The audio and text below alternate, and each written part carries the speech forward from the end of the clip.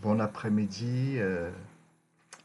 Alors, en ce moment, nous sommes en train de faire un petit récapitulatif de la journée de trading de ce vendredi 20 mars. En fait, c'est hier nous avons parlé de ce que les Anglais appellent le fair value gap, donc qui peut être considéré un peu comme la correction du marché lorsque le marché monte, lorsque le prix monte, une correction s'ensuit. Et notre attention, dès les premières heures de la journée, vers 7 heures, n'est-ce pas, a été attirée par le stock ANNA, ou bien l'action ANNA.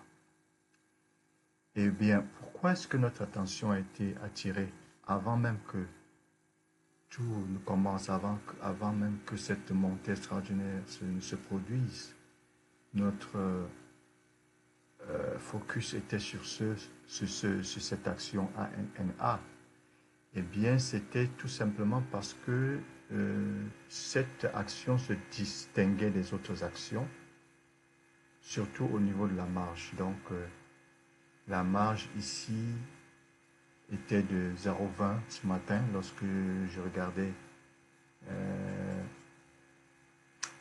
les stocks qui pouvaient m'intéresser pour la journée. Et donc, comme nous l'avons vu hier, nous avons parlé de correction. Le prix monte, la première chose qu'on constate, et puis on s'attend normalement à une correction qui va s'en suivre. Et puis après la correction, on s'attend à ce que le prix remonte au-delà du prix initial, du sommet initial. C'est ça qu'on appelle le fair value gap. Alors aujourd'hui, contrairement à hier, on a vu que le rebondissement a été, il a fallu attendre beaucoup plus longtemps pour pouvoir un rebondissement. Et il a fallu aussi, la grande différence c'était que la baisse a été plus prononcée. La baisse a été plus prononcée. Et hier, nous avons vu une baisse qui était, disons, modérée, mais aujourd'hui, on a eu une baisse qui était vraiment prononcée, qui est descendue de 5, disons, de 5 dollars à 3,88 $ environ. Ça, c'était une grande baisse.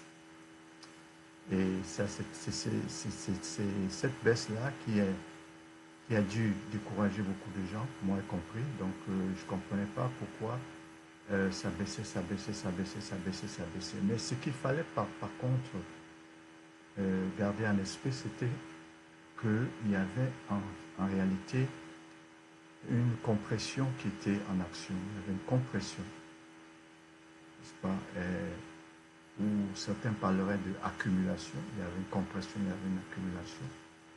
Et cela peut se vérifier par le fait que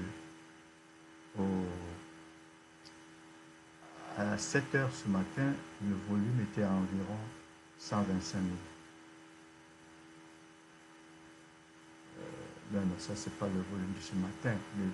Le volume était à environ 18 000 environ, je pense. Parce que les chiffres actuellement ne sont pas exacts. Je peux aller sur une minute pour bien vérifier ça. Une minute. Alors, si je vais ici,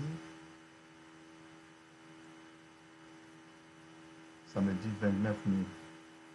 Si je descends ici, ça me dit 15 000. Vous voyez donc 15 000, mais le volume va continuer à augmenter pendant que le prix est en train de baisser, ce qui est suspect quand même pour ce qui va se produire par la suite. Donc on a 15 000 de volume ici, et si on arrive ici, on trouve que le volume est déjà à 36 000, le double de 15 000. Donc le volume a doublé entre 7h20 et 9h30. Ce qui n'est-ce pas, annonce quelque chose de vraiment important qui est en train de se préparer. Donc d'où du volume